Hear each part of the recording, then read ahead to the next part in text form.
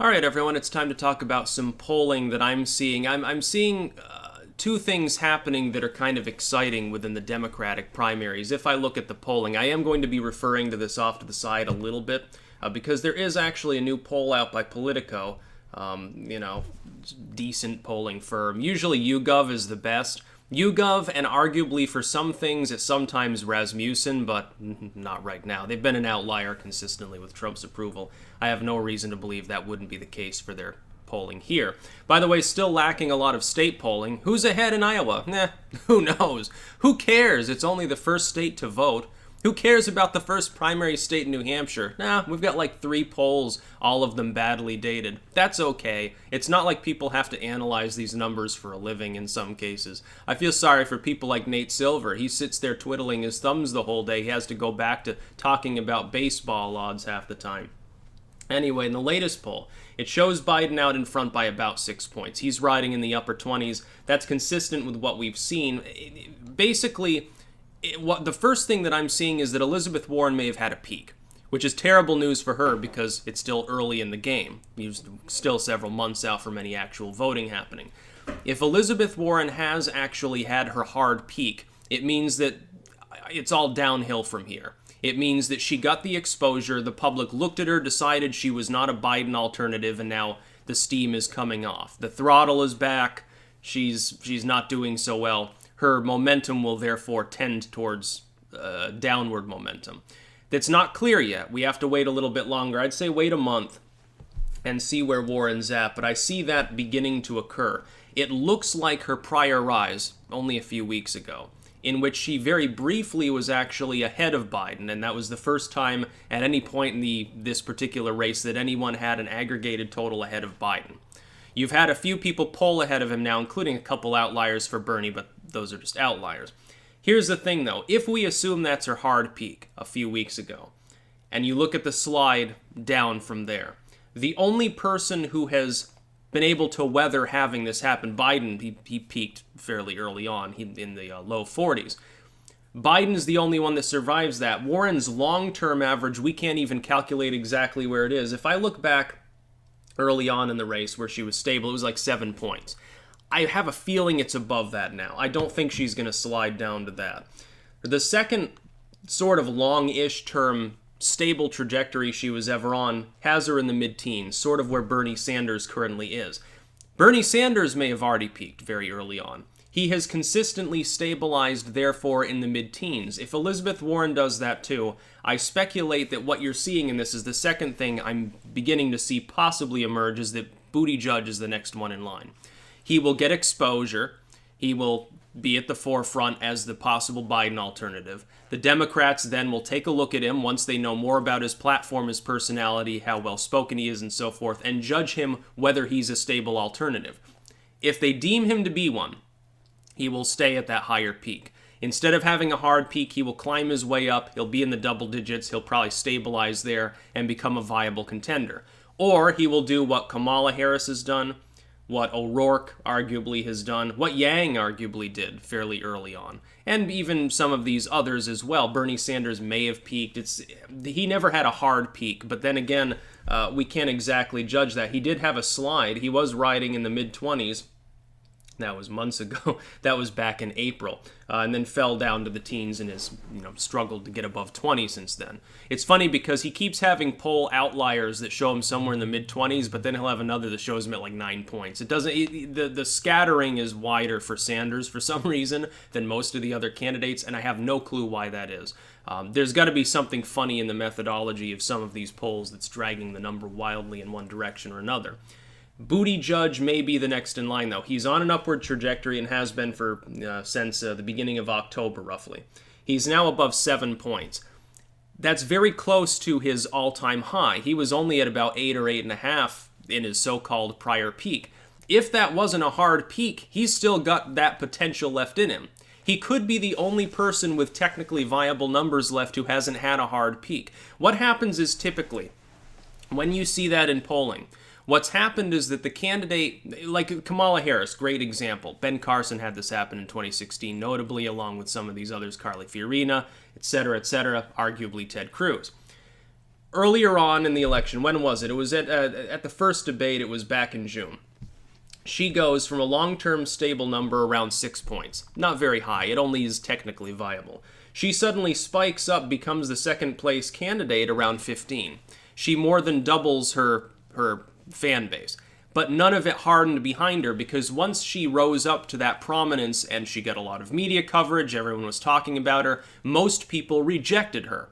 Most people did not feel that she was a replacement for the long-term front-runner who still averages in the upper 20s, which is Joe Biden. He's still the man to beat, regardless of what happens in the state races. By the way, if I were Joe Biden, I would only be going to Iowa and New Hampshire right now, because if he wins those first 2 states, he can suppress everyone else elsewhere. He's the only one who's likely to have enough force to win in South Carolina. He needs to pull off at least a mild victory in one of the first 2 states, though, or else it shatters the aura of invulnerability around him. He's already almost had that happen. But as you've seen, no matter how big a mistake he makes, no matter if he releases an ad in which he can't even be coherent for 15 seconds, and he's done this on 2 separate occasions now. Oh, give a blah, blah, blah, $5. I mean, come on. You're doing a scripted ad. You can sit there for hours and do take after take, and that's the one they chose. Which shows me he's incapable of speaking for 10 seconds without making a major verbal error. And this is the frontrunner of the Democratic Party, who will probably still be nominated. He still has a higher chance than anyone else. He has consistently been the frontrunner. Nobody else has peaked high enough to take him on. If Warren has just had a hard peak, she will slide back down towards around where Bernie Sanders is, stabilize there, and then there may not be enough force left for any other person to get to Biden's level. What could happen is unfortunately this, and I guess there's a siren outside or something. What could happen is this, and this is unfortunate for anyone who realizes Biden's not capable of running a general election, certainly not beating Donald Trump, and let's face it, that's really the case. Biden could get nominated anyway just because there are enough hardened fan bases behind enough people that towards the end, there's nobody left who's capable, even if they get 100% of the voters, that leave anyone else's non-Biden campaign, they wouldn't be able to cobble together enough votes to actually become the frontrunner. Somebody's got to at least be within 5 points of him going into the first few states, otherwise it's basically all over. Biden will be nominated. The Democratic nominee will be a man who at that time will be approaching his late 70s. He has severe verbal problems. He's never been that verbose, let's face it. He was okay when he was younger, but not really. He's not exactly Shakespearean. He's got image problems. He's got demographic problems. He's a neoliberal with a corporate history. He's constantly... his idea of dealing with his problems is immediate apology, and it makes him look weak as well. The problem is, if you're neoliberal like Joe Biden, who worked with segregationists, don't you think that people are going to dig into his political past and find all sorts of crazy shit that doesn't fly in the modern day and age? It's different if you got someone like Tulsi Gabbard, who's in her late 30s. She's been modern for her entire life. She's not so dated that she did dumb shit 70 years ago like fucking Joe Biden or Bernie Sanders could do. Elizabeth Warren kept getting hyped as the anti-Biden. She's 71. I think almost 72 now. When's her birthday? Who knows and who cares? That looks like a hard peak to me, which is what I began saying when she started rising there. I said, well, she could be peaking. The problem is it doesn't look like she's ever going to get to Biden's numbers. She did for one single day. One aggregated polling day had her ahead. And that's it. That's the one time in the whole race Biden has ever not been in first place, usually by a significant margin. What was the highest he was ahead? Back in May. He was at 41. Sanders was in a distant second at 14. He was almost 30 points ahead at one point in this race. The fact that he had a stable downward trajectory for a long time almost doesn't matter. If you look at his recent trajectory since roughly when he bottomed out in the mid-20s, his lowest numbers are higher than anyone else's highest numbers most of the time. And then for a while, it was inevitable all of the polls had him ahead. If you looked at any polling period up until relatively recently in the race, his lowest numbers were always ahead of anyone else's highest numbers, often than the next 2 candidates combined. Joe Biden may not actually end up collapsing as a candidate. He may stay stubbornly in the mid to upper 20s. That leaves you one person left who hasn't already peaked, who's ever been viable, which is Buttigieg. That's the one person, by the way, that I think could actually run against Donald Trump in a credible campaign with a potential to win.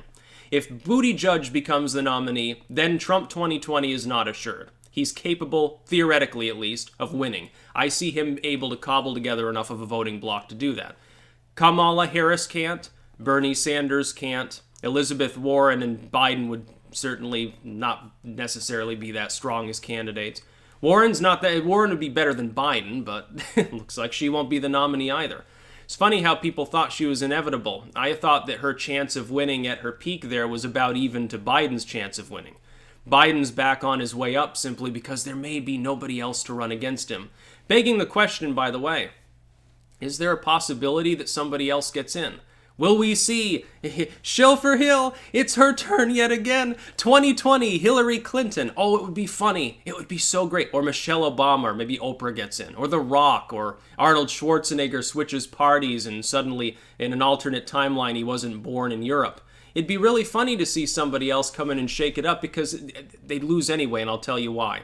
Because it would basically be an open admission by the DNC, hey, our field of candidates sucks so badly, and we've wasted, by the way, 6 months of your time already campaigning, they suck so badly that we conned some other sucker to run against Trump. It would basically be them saying, we're hedging our bets on Trump winning, but we've got this wild card person that we think might have a little bit of a chance, more than all these other fucking morons, so we're going to give them money and let them run as well. It would basically be an admission of total, complete, abject, utter systemic failure by the DNC. And it may actually happen. If Buttigieg can't rise up, look for the higher likelihood that Hillary or somebody does actually get in. She might be nuts enough to do that. That's about all. Peace out.